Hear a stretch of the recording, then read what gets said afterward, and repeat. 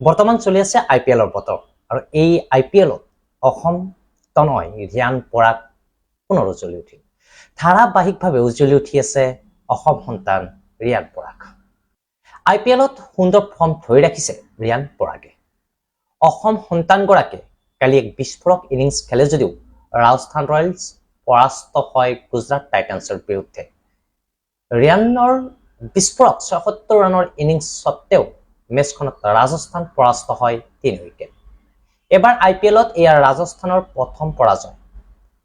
এয়া আছিল পঞ্চমটো খেল ৰাজস্থানৰ আৰু সেই পঞ্চমটো খেলত গুজৰাট টাইটান্সৰ বিৰুদ্ধে প্ৰথমটো পৰাজয় স্বীকাৰ কৰে ৰাজস্থান ৰয়েলছে।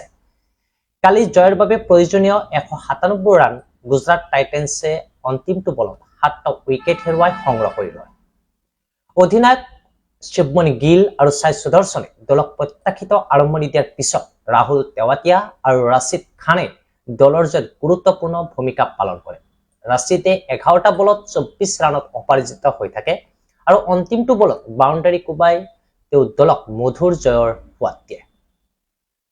শুভমন গিলে ৭২ ৰান, সুদৰ্শনে ৩৫ আৰু তেৱাটিয়াই ২২ ৰান সংগ্ৰহ কৰে। ৰাজস্থানৰ হৈ কুলদীপ সেনে ৩টা আৰু ইউজি চাহলে ২টা উইকেট দখল কৰে। মেচখনত প্ৰথমে বেটিং কৰাৰ আমন্ত্ৰণ পাই ৰাজস্থান ৰয়েলছে ৩ উইকেটৰ বিনিময়ত ১৯৬ ৰান সংগ্ৰহ কৰে।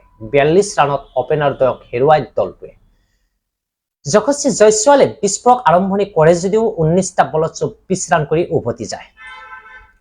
জছ বাটলাৰ ৮ ৰানতে পেভিলিয়নমুখী হয়, কিন্তু তৃতীয় উইকেটৰ যুক্তিত সঞ্জু চেমছন আৰু ৰিয়ান পৰাগে ১৩০ ৰান যোগ দি দলক শক্তিশালী স্থিতি প্ৰদান কৰে। অধিনায়ক সঞ্জু চেমছনে আৰম্ভণিতে ধৈৰ্য সহকাৰে খেলিলেও ৰিয়ান আছিল আক্ৰমণাত্মক। ইনিংছৰ আৰম্ভণিতে দুটাকৈ জীৱনদান পোৱা ৰিয়ানে সুযোগৰ সদ্ব্যৱহাৰ কৰি নিজৰ ইনিংছ আগুৱাই নিয়াৰ আগতে দলৰ ইনিংছক এক অন্য গতি প্ৰদান কৰে।